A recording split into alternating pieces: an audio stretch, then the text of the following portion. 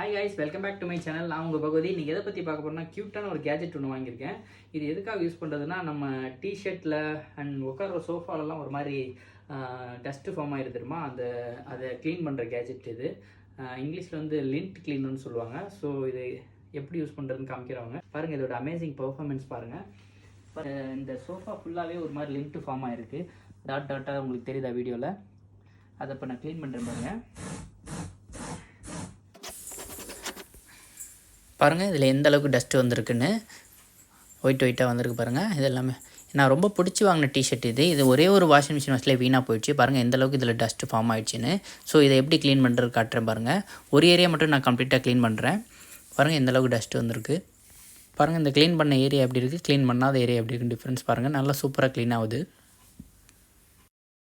₹99 தான். இதோட purchase link நான் உங்களுக்கு கொடுக்குறேன். வேணுங்கிறது கண்டிப்பாக பர்ச்சேஸ் பண்ணுங்கள். தேங்க்யூ.